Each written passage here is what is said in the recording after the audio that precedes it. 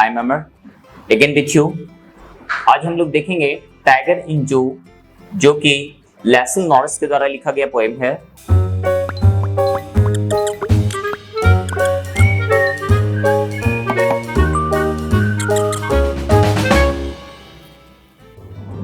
और ये किस तरह का पोएम है? ये क्लास 10 फर्स्ट फ्लाइट बुक का एक सेकेंड पोएम है और स्टोरी नंबर 2 नेल्सन मंडेला का कोजुब्लेंट पोएम है ये। इसमें पोएट जो है वो क्या कहना चाहते हैं इस पे हम लोग डिस्कस करेंगे। अभी तक हम लोगों ने 2 पोएम को डिस्कस किया है आपकी बुक का, जो रॉबर्ट फ्रॉस्ट के द्वारा कंपोज था। ये तीसरा पोएम है और ये लेसन नॉरिस के द्वारा कंपोज है। इसमें पोएट क्या कहना चाहता है और ये किस तरह का पोएम है, इस पे हम लोग बात करेंगे। सबसे पहले हम देखें कि टाइगर इन जू ये लिखा हुआ है यहाँ पे, और अगर आप आर्थिक शाब्दिक अर्थ इसका देखेंगे हिंदी में तो आपको पता चलेगा कि टाइगर इन जू मतलब कि टाइगर है जो कि जू यानी चिड़ियाखाना में है, इस तरह से। और पोएट ने टाइगर इन जू, एक टाइगर को चिड़ियाखाना में है, ऐसा क्यों लिखा, क्या फोकस किया इसके ऊपर? एक्चुअली टाइगर इन जू might be said to be a contrasting poem. Here, the poet Nelson Norris wanted to create a contrast between the tiger who is kept in the zoo and the tiger who lives in jungle. Friend, you know, tiger is a horrible animal, the very famous for the terrified prey, and very horrifying and terrifying animals, you can say this. Actually, when we hear the name of tiger, a great sensation arises of goosebump. Person think that the tiger is the very dangerous animal and it is very horrible too.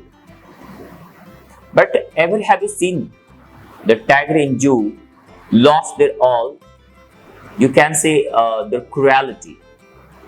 Here, the poet indicates this point that the tiger in the zoo, why become silent? What made him silence? So this is, and here poet wanted to say that a long captivity at the course of time makes the thing changes or changed. Even the horrible activities of tiger can be seized under the concrete shell, he says. He says that for a long time, when the tiger is kept under the bar, he started forgetting his all activities of prey, and he, after some time, they will not able to attack on the animal also.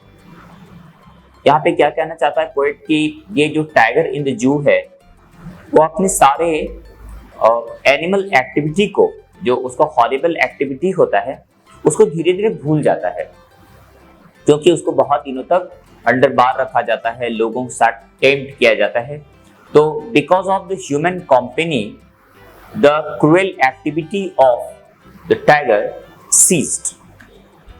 हम आपको example दे रहे हैं, local example दे रहे हैं। देखिएगा कि कुछ dog आप देखते होंगे, जो डोमेस्टिक डॉग होता है जिसको पेट डॉग कहते हैं, उसको जब रोड पे छोड़ दिया जाता है तो वो आते जाते लोगों को देखता है और वो फेमिलियर हो जाता है लोगों से, चीजों से, एनिमल्स से। तो फिर वो सडन बार्किंग स्टार्ट नहीं करता है। वो लोगों को जाते हुए देखेगा तो वो जानता है कि लोग ऐसे जाते हैं, चीजें ऐसा होती है, तो बहुत ही एग्रेसिव नहीं होगा। लेकिन एक उस डॉग को सोचिए जो हमेशा से किसी के चैम्बर में या रूम में पैक रहता है, उसको सडनली रोड पे लाया जाता है तो वो कैसे बहुत ही ऑफेंडिंग एक्टिविटी दिखाता है, बहुत ऑफेंडेड हो जाता है। जैसे कोई एनिमल उसके बगल से जाता है तो स्टार्ट बार्किंग और उसके ऊपर जंप करना चाहेगा। कोई आदमी बगल से जाए तो उसके ऊपर वो पूरा प्रे करने की कोशिश करेगा, जंप करने की कोशिश करेगा, बहुत नॉइजली बार्क करेगा पूरा रास्ता। वो अपना एंजाइटी दिखाता है पूरा रास्ता कि ये क्या हो गया, हम कहाँ आ गए, ये कैसे हो सकता है। तो सेम चीज को यहाँ कॉपी किया गया है कि एनिमल जो हॉरिबल हो, टेरिबल हो, कुछ भी हो, जब उसको ह्यूमन कंपनी में रखा जाता है तो उसके एक्टिविटीज चेंज हो जाते हैं। लेकिन here the poet expresses his anxiety that the the activities which is made by the tiger in the zoo must not be made. It is a horrible animal. He should not be here walking stacked under the bar. He should be in the jungle and should prey the animal for the food. It should not very much suitable for the tiger for the such a heinous activities which was done by him under the bar. अब देखिए यहाँ पे कह रहा है कि this poem contrast, आप देखिए आप कॉन्ट्रास्ट है ना, contrast A tiger in the जू with the tiger in the natural habitat. Contrast का मतलब होता है एक तरह का विरोध, एक तरह का डिस्क्रिप्शन, एक तरह का कॉन्ट्रास्टिंग, एक तरह का विरोधाभास। ये कह रहा है कि टाइगर जो कि नेचुरल हैबिटेट यानी जंगल में रहता है या एक टाइगर जो जू में रहता है, उस दोनों के नेचर को कॉन्ट्रास्ट किया गया है, तुलना किया गया है। The poem moves from the zoo to the jungle and then back to the jungle to zoo. Read the poem and you can see how it happened to tiger in the zoo. कह रहा है ये poem जू से जंगल की ओर जाता है और जंगल से फिर जू की ओर आता है। क्यों ऐसा? क्योंकि एक बार पोएट टाइगर को दिखाता है आपको जो कि जू में है, दूसरा बार उसको जंगल में दिखाता है वो जंगल में क्या कर रहा होता अगर होता तो इसी तरह से ये कॉन्ट्रास्टिंग लाइन है जो कि जू एंड जंगल के बीच में एक कॉन्ट्रास्ट क्रिएट कर रहा है। इसीलिए इसको बोलेंगे कि ये जो है narrative high class contrasting poem है। अब यहाँ पे देखिए कि हमने इस पोएम को लाइन किया कि वो क्या बता रहा है, पहले पोएट क्या कहना चाह रहा है, पोएट का क्या व्यू है कहने के पीछे।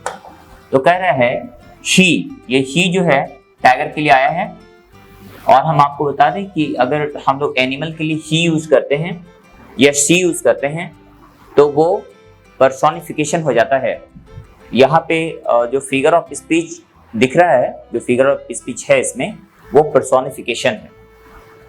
पहले में ही बोलता है he stalks in his vivid stripes. अब ही स्टॉक्स, देखिए स्टॉक्स जो आप देख रहे हैं ना, स्टॉक्स मतलब होता है पैरों से चलना, खट खट करके एक पैर दूसरे पैर को आगे आगे बढ़ाना, चाल के एक एक पैर निकालना, कदम ताल, उसको स्टॉक्स कहते हैं। धीरे धीरे घूमना स्टॉक्स कहलाता है। तो यहाँ कह रहे हैं he stalks in his vivid strip. Vivid मतलब होता है क्लियर, विविड का मतलब होता है क्लियर, और स्ट्रिप्स का मतलब होता है वो धारियां जो बॉडी पे रहता है। आप टाइगर के हाइट को देखेंगे, हाइट मतलब खाल होता है, HID हाइट, हाइट मतलब छुपना होता ही है, साथ साथ हाइट का मतलब स्किन होता है। जो एनिमल्स के मोटे रफ स्किन होते हैं उसको हाइट कहा जाता है। तो हाइट का कलर क्या है उसका? स्ट्रिप है, ब्लैक स्पॉटेड है, ब्लैक स्ट्रिप्ड है। स्पॉटेड बोलेंगे तब तो लियोपार्ड हो जाएगा वो, पैंथर। तो ये लियोपार्ड तो है नहीं, तो इसलिए स्ट्रिप्ड है, लंबी लंबी धारियां हैं, वो क्लियर कट दिख रहा है। इसलिए कह रहा है कि he stalks in his vivid stripes. वो यानी टाइगर वॉक कर रहा है केज के अंदर में।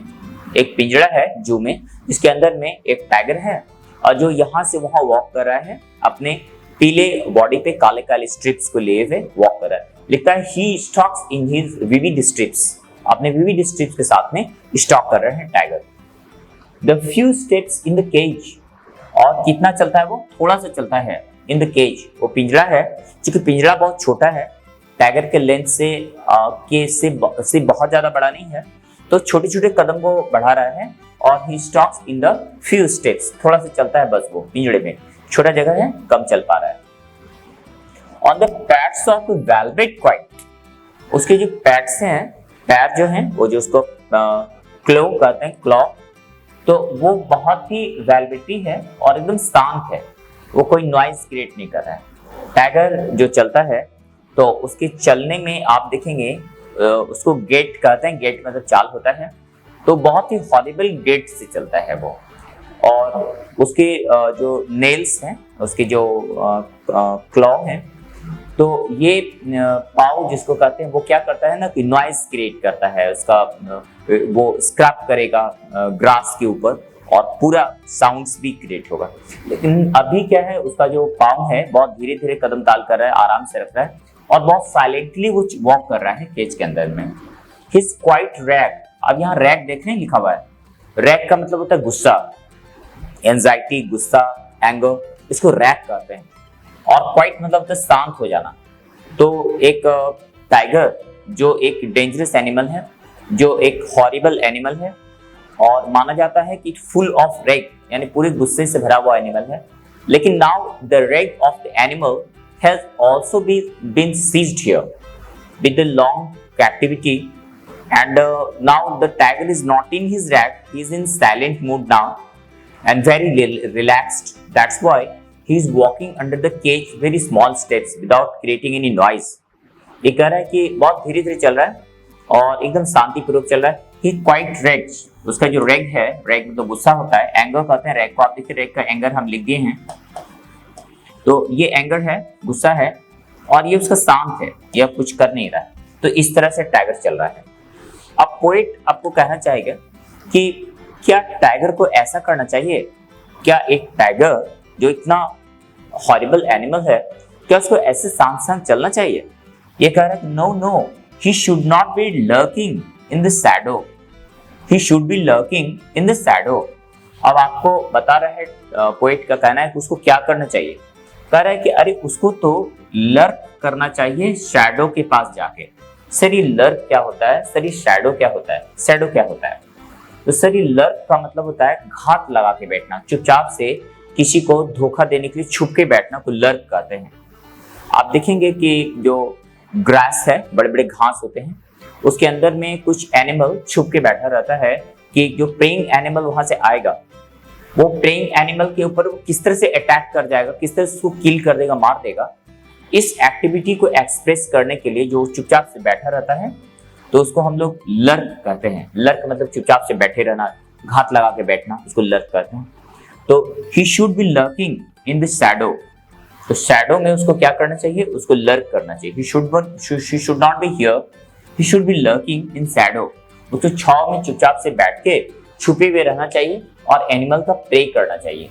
And sliding through the long grass, sliding through the long grass का मतलब क्या होता है कि लंबे लंबे जो घास है, इसमें एकदम आराम से टाइगर्स को देखते हैं छुप के जाते रहता है इस तरह से।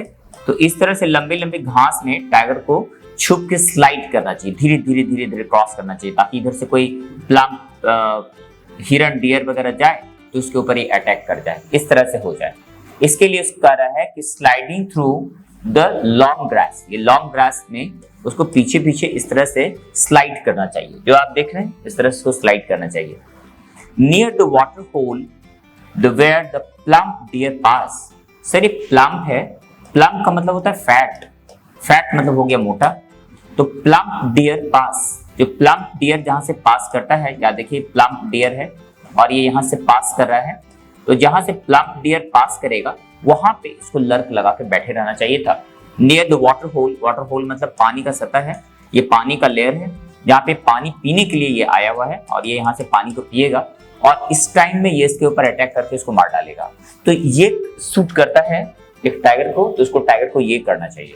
तो कह रहा है वेयर द प्लम्प डियर पास, जहाँ पे प्लम्प डियर पास करता है तो उसको वहां पे होना चाहिए था।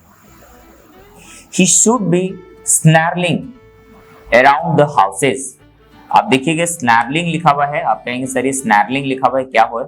स्नैरलिंग का मतलब होता है साउंड के साथ वॉक, वॉक करना, रॉयरिंग करना, साउंड निकालना, दहाड़ना, चिल्लाना, दांत निकाल के फेंस करना। फेंस मतलब होता है लकड़ी के जला ले या पत्थर के जला ले, उसको हम लोग फेंस कहते हैं। उसमें एडी लगा देंगे तो क्या हो जाएगा? फेंस्ड। फेंस्ड का मतलब होता है पूरी दांतों को निकाल के एक्सप्रेस करना, फेंस्ड। तो ये कह रहा है स्नैरलिंग साउंड निकालना, दौड़ते रहना, चीखना। तो he should be snarling around the houses। अब कुछ हाउस है जो कि गांव में है और ये जंगल के किनारे बना हुआ हाउस है। आप देखिए ये जंगल है, इसके किनारे हाउस है। तो कभी कभी टाइगर क्या करता है, इस जगह से निकल जाता है और गांव में घुस जाता है यहाँ पे, और लोगों को टेरिफाइड करने लगता है, डराने लगता है और इसके आसपास मंडराता है और लोग काफी डर जाते हैं। तो ये एक्टिविटीज को यहाँ करना चाहिए, ठीक है। कह रहा है कि She should be snarling around the house, house के आसपास उसको घूमते हुए मंडराते नजर आना चाहिए। एंड जंगल एज, जो कि जंगल के किनारे पे है, ये देखिए हाउस दिख रहा है आपको, ये हाउस जंगल के किनारे पे है, बहुत नजदीक है जंगल का। इस तरह के कुछ हाउसेस हैं जो जंगल के बहुत नजदीक हैं और इस जंगल के नजदीक में जो हाउसेस हैं वहां पे एनिमल उसको अटैक करेगा। He should be snarling around the houses, houses के पास उसको स्नैरलिंग करता हुआ नजर आना चाहिए। एट द एजेज ऑफ जंगल, जो जंगल के किनारे में जो हाउस है वहां पे होना चाहिए। The bringing his white fangs his claw, देखिए क्लॉ मतलब पंजा हो गया उसका, हम आपको बताए भी थे ये पंजा क्लॉ कहलाएगा। और फैंस, फैंस फैंस जो फैंस का मतलब होगा सफेद सफेद दांतें, नाखून, ये दांत जो है जो पूरा निकाल के टाइगर स्नाउट करता है, तो ये आपका फैंग्स, फैंग्स हो गया। तो बोलता है व्हाइट फैंग्स और अपने क्लाव को दिखाते हुए लोगों को डराना चाहिए। टेरराइजिंग द विलेजर, आप जानते हैं टेरर मतलब आतंक होता है, टेरराइजिंग मतलब होता है आतंकित कर देना, किसी को टेरराइज कर देना, किसी को इफेक्ट कर देना अपने टेरर से, उसको टेरराइज कर दें। तो the tiger must terrorise the villagers, वो ये सब करके विलेजर्स को टेरराइज करते हुए होना चाहिए। ये दो स्टैंजा में आप देख रहे हैं, दो स्टैंजा में एक जो वाइल्ड एनिमल है, जो एक वाइल्ड टाइगर है, उसको कहाँ होना चाहिए, उसको क्या करते होना चाहिए, उसमें क्या सूट करता है, ये पोएट ने लिखा है। पोएट यहाँ पे एक्सप्रेस करना चाह रहा है कि the tiger who is the very much dangerous animal, he should not be stand here silently like the simple animal. He should be at the place where it must be. It should be in jungle lurking for the animal prey. He should be strolling nearby the village where the people dwell, and that is the very much near to a jungle. He should be there to terrify that, and he must be terrorizing the villagers by these activities, the horrible activities made by the tiger. He hopes for the tiger to do the activity is made here. यहाँ पे ये कहना चाह रहा है, वो बता रहा है कि कितना मिजरेबल कंडीशन में टाइगर है। अब देखिए यहाँ मिजरेबल कंडीशन में टाइगर है, इसको दिखा रहा है कि देखो ये मिजरेबल कंडीशन में टाइगर है, साइलेंट है। He should not be silent, ये साइलेंट ना हो। He should be at the place where the terrorizing effect must be taken place. अब यहाँ पे देखिए the terrorizing effect must be taken place, यहाँ पे दिया where he should be, what they have to do with, ये कहाँ है और उसको क्या करना चाहिए। लास्ट तीसरे लाइन में देखते हैं, but he has locked in the concrete cell। अब देखिए यहाँ पे शॉर्ट देखें, ये he has been, ये he has ऐसे लिखा हुआ है, कहता है he has locked in the concrete cell। ये concrete cell आपको बताएंगे ये एलिट्रेशन है। कंक्रीट और सेल का मतलब आप एक पिंजड़ा होता है, एक जेल होता है, इसको सेल कह सकते हैं, एक कक्ष होता है, ये सेल हो गया। और कंक्रीट का मतलब होता है सीमेंटेड, जो सीमेंट से बना हुआ है, तो ये ऊपर सीमेंट से बना है, नीचे लोहे के जलाले हैं, इस तरह का ये कंक्रीट सेल इसको बोलते हैं। इसके अंदर में टाइगर देखिए पैक है, जू में क्या होता है, इसमें पैक होता है। तो he has been locked in the concrete cell, ये यहाँ पे ओपन स्पेस में ना होके ये टाइगर यहाँ पे लॉक है कंक्रीट सेल में।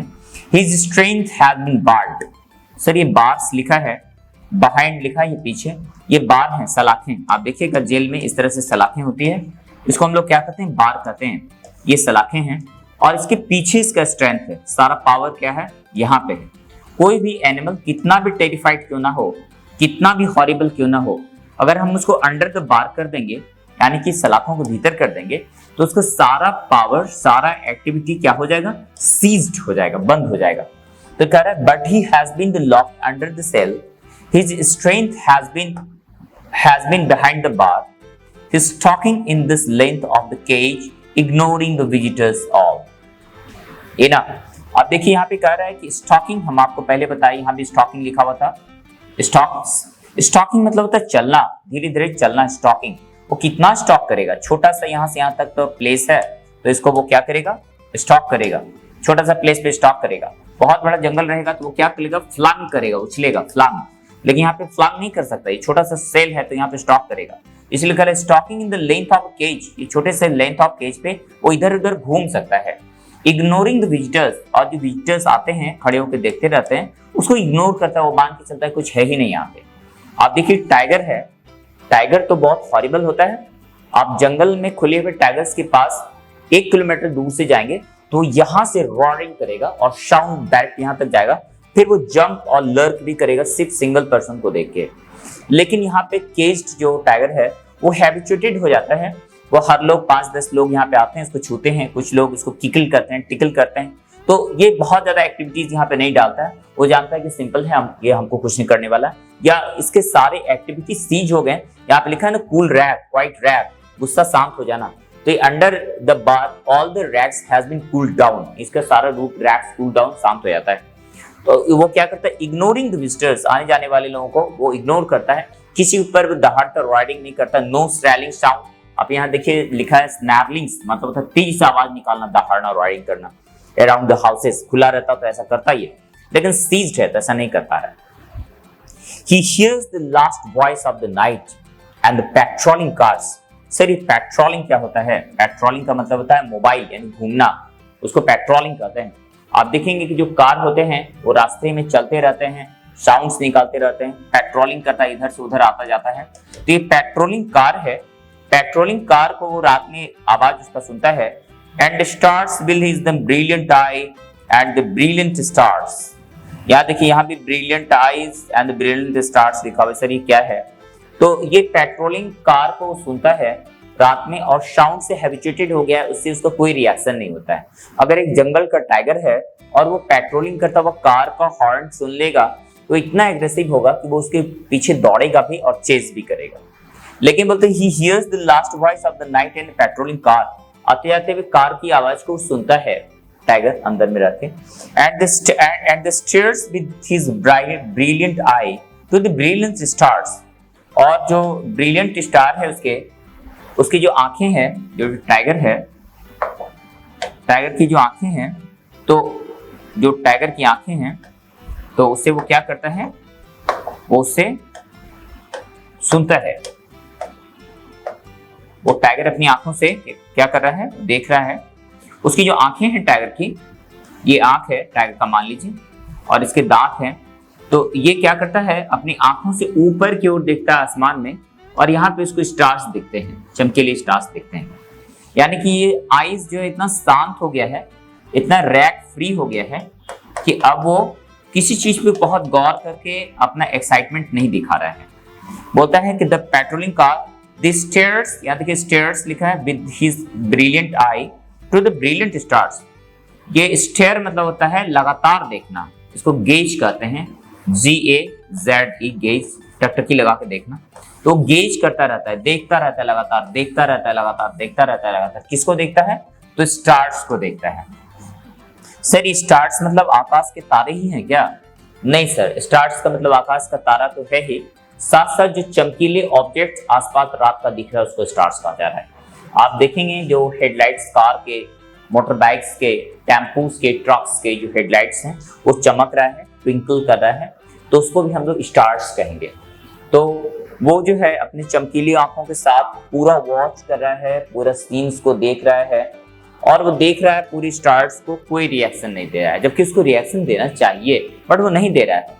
वो रिएक्शन ना दिए बिना चीजों को देख रहा है। ये स्टार्स सारे ल्यूमिनस ऑब्जेक्ट्स को दिखा रहा है वर्ल्ड का, जो उसके आंखों के सामने एक्सप्रेस होते हैं, अपीयर होते हैं, वो स्टार है। स्टार में आकाश तो हो गया तारा, उसके अलावा जो भी ल्यूमिनस ऑब्जेक्ट है वो सब के सब स्टार्स हो गए। तो ये आपका कॉन्ट्रास्टिंग पोएम है जो लेस्ली नॉरिस के द्वारा कंपोज्ड है, आप देख लीजिए इसको। और कुछ क्वेश्चंस आंसर हैं इसका, तो उस क्वेश्चन आंसर को हम लोग एक बार देख लेते हैं कि वो क्वेश्चन आंसर कहाँ पे और कब क्या है। तो इस पे हम लोग डिस्कस करेंगे क्वेश्चंस को कि how should I make the answer of the question now, हम लोग कैसे करेंगे। आप देखिए यहाँ पे एक वर्ड आया स्नैर्स, स्नैर्स, इसका मतलब आ जाता है make a anger and a warning sound. इसको हम लोग क्या बोलते हैं? स्नैर, स्नैरलिंग्स। आप देखिए वहां पे स्नैरलिंग्स लिखा हुआ था, तो ये स्नैर्स का मतलब होता है दहाड़ना, आवाज निकालना, तो स्नैरलिंग्स हो गया। अब ये कुछ पोएम्स का ये है क्वेश्चन है, आप क्वेश्चन को देख लीजिए। पहला बोलता है read the poem again and work in the pairs the group of the following tasks। आपको टास्क है, पोएम को पढ़ के उसको आप कर सकते हैं। पहला करें find the words that describe the movement and action of the tiger and the cage and the wild and arrange them in the column। देखिए यहाँ पे पोएम्स के कुछ क्वेश्चंस हैं।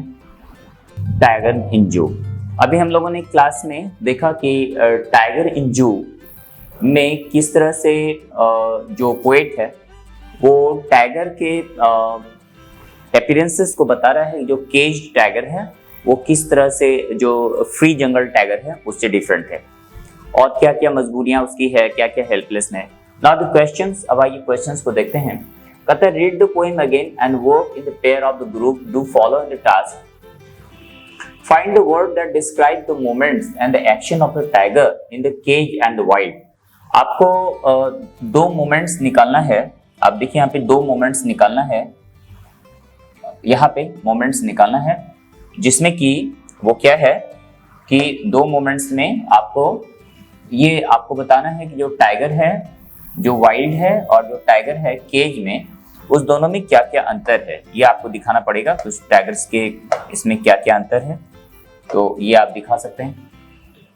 आप देखिए पोएम को फिर से आप एक बार देखेंगे कि पोएम में क्या है, तो आपको ये दिखाई देगा ऑलरेडी कि पोएम के अंदर में वो टाइगर है।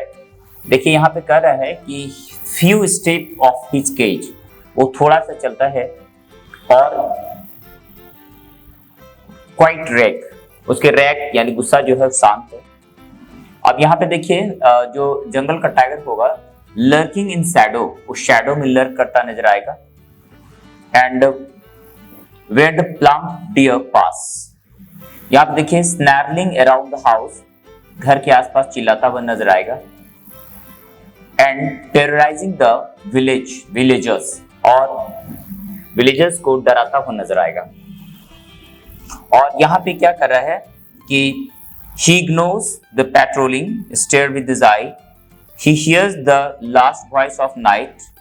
यहाँ पे देखिए जो लास्ट वॉइस है नाइट का, उसको वो क्या कर रहा है, तो लास्ट वॉइस जो है नाइट का, अब देखिए तो उसको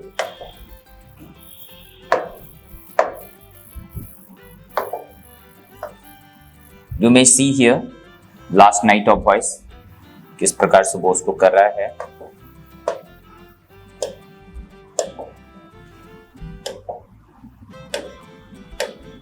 अब यहाँ पे देखिए कह रहा है कि पहला है कि पूरे स्टोरी को, पोएम को देखते हैं कि जो वाइल्ड एनिमल है यानी वाइल्ड टाइगर और जो केज टाइगर है उसके दो एक्शंस क्या क्या अलग हैं।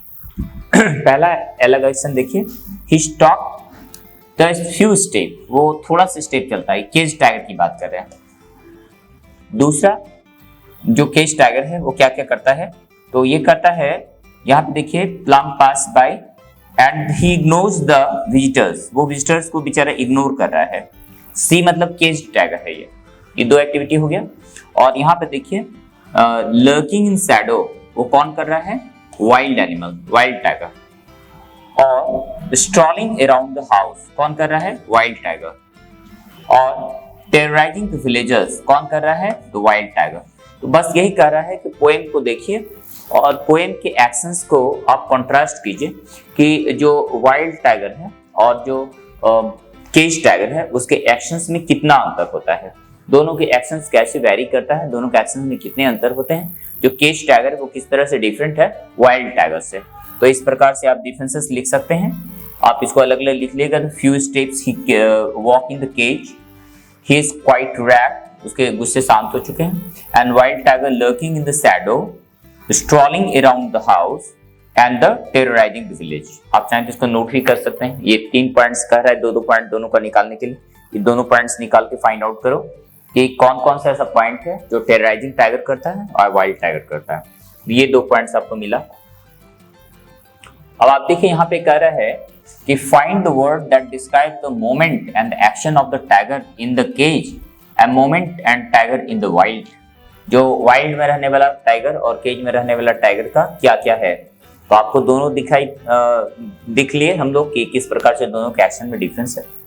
और कह रहे arrange that in the column, तो एक कॉलम बनाना है हम लोगों को, वो हमने डिस्क्रिप्शन बॉक्स में डाला है, आप देखेंगे उसमें कि किस प्रकार से एक कॉलम बनाया गया है। उसमें जो केज टाइगर है और जो वाइल्ड टाइगर है दोनों के एक्शंस अलग अलग दिखाए कि केज टाइगर क्या करेगा और वाइल्ड टाइगर क्या करेगा। ये दोनों के एक्शंस डिफरेंट है, तो उसको आप देख लीजिए।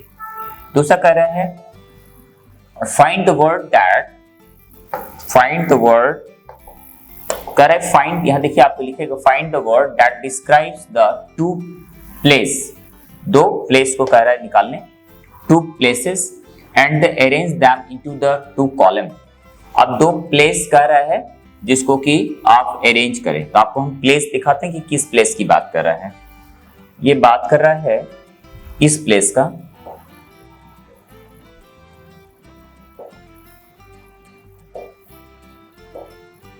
आप ये बात कर रहा है इस प्लेस का। आप देखेंगे यहाँ पे प्लेस, पहला तो केज, जो केज टाइगर है वो केज की बात कर रहा है यानी पिंजड़े की बात कर रहा है। दूसरा प्लेस की बात क्या कर रहा है, विलेज। यहाँ पे देख रहे हैं sliding new through the water hole, ये वाटर होल पानी का तालाब है उसकी बात कर रहा है।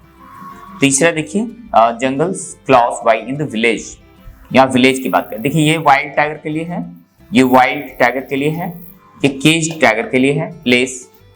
दूसरा प्लेस देखिए, look at the lock in concrete cell, ये कॉन्क्रीट सेल के अंदर है, ये केज टाइगर है।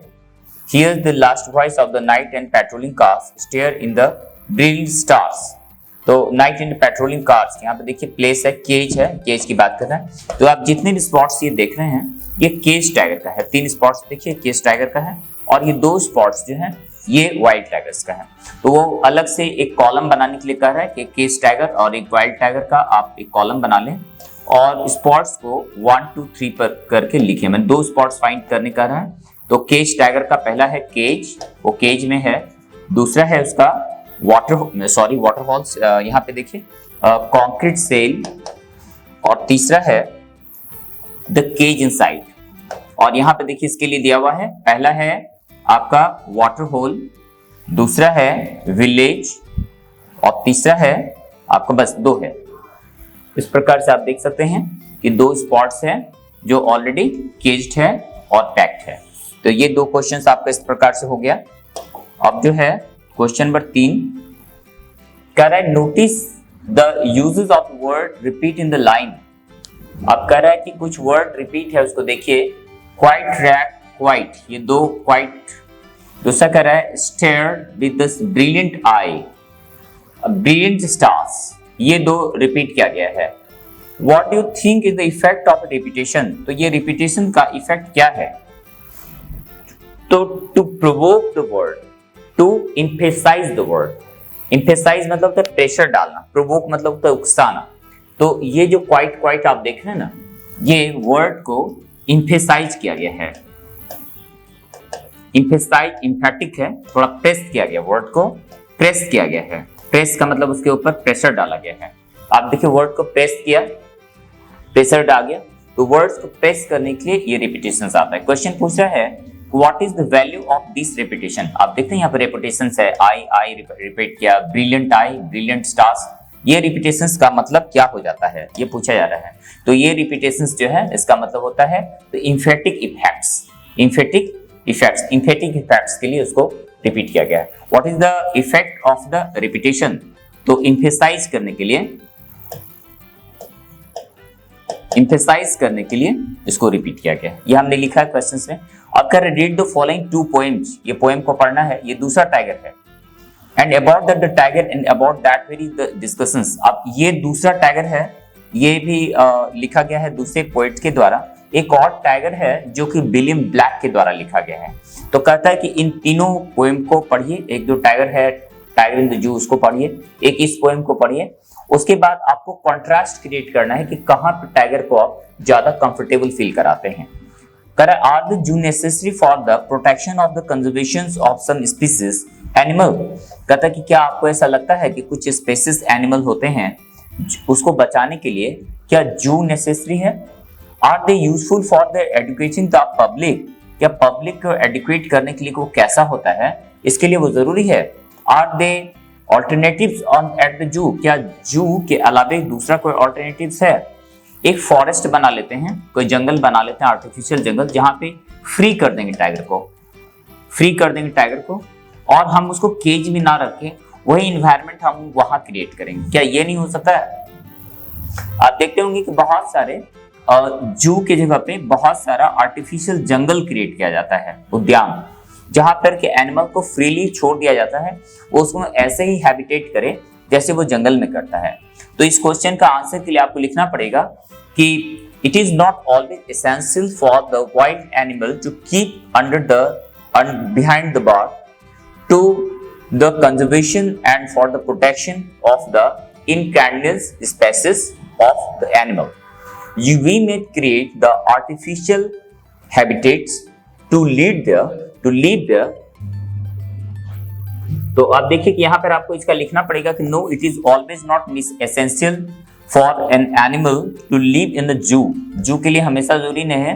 We should create an artificial habitat where the animal must be conserved and saved to create the artificial habitat as very equal to the natural forest. तो ये बता रहा है आप नेचुरल फॉरेस्ट को डेवलप कर देंगे तो आपको जू का एसेंशियल नहीं पड़ेगा। तो आपको ये पूछ रहा है कि इज एनी एसेंशियल, तो आपको लिखना है no, there is no essentiality, essential से बना essentiality of such a artificial zoo, क्योंकि जू में वो पैक्ट होके अपने नेचर को भूल जाता है। आपको टाइगर को अगर आपको पब्लिक एजुकेशन देना है, पब्लिक को बताना है कि टाइगर कैसा होता है, तो उसको उसके हैबिट के साथ रखना पड़ेगा और हैबिट वो भूल जाता है कंक्रीट के अंदर में, इसलिए उसको एक जंगल में रखिए जहां पे उसके हैबिट्स को याद रहे। आपको जोड़ना पड़ेगा इस चीज को। तो ये आज का इसका क्वेश्चन आंसर है, इसको आप देख लेंगे। कुछ एडिशनल क्वेश्चंस भी हमने डिस्कशन बॉक्स में डाला है, उसको आप देख लेंगे, फिर हम लोग फर्दर इस क्वेश्चन पे डिस्कशन भी करेंगे। Okay then friends, now it's time to round up class for today. Tomorrow will meet with the new poems in the same book. Until then, goodbye, have a nice day, bye। तो अब देखिए कि यहाँ पर आपको इसका लिखना पड़ेगा कि no it is always not essential for an animal to live in the zoo के लिए हमेशा जरूरी नहीं है। We should create an artificial habitat where the animal must be conserved and saved to create the artificial habitat as very equal to the natural forest. तो ये बता रहा है आप नेचुरल फॉरेस्ट को डेवलप कर देंगे तो आपको जू का एसेंशियल नहीं पड़ेगा। तो आपको ये पूछ रहा है कि इज एनी एसेंशियल, तो आपको लिखना है no, there is no essentiality, essential से बना essentiality of such a artificial zoo, क्योंकि जू में वो पैक्ट होके अपने नेचर को भूल जाता है। आपको टाइगर को अगर आपको पब्लिक एजुकेशन देना है, पब्लिक को बताना है कि टाइगर कैसा होता है, तो उसको उसके हैबिट के साथ रखना पड़ेगा और हैबिट वो भूल जाता है कंक्रीट के अंदर में, इसलिए उसको एक जंगल में रखिए जहां पे उसने हैबिट्स को याद रहे। आपको जोड़ना पड़ेगा इस चीज को। तो ये आज का इसका क्वेश्चन आंसर है, इसको आप देख लेंगे। कुछ एडिशनल क्वेश्चंस भी हमने डिस्कशन बॉक्स में डाला है, उसको आप देख लेंगे, फिर हम लोग फर्दर इस क्वेश्चन पे डिस्कशन भी करेंगे। Okay then friends, now it's time to round up class for today. Tomorrow will meet with the new poems in the same book. Until then, goodbye, have a nice day, bye।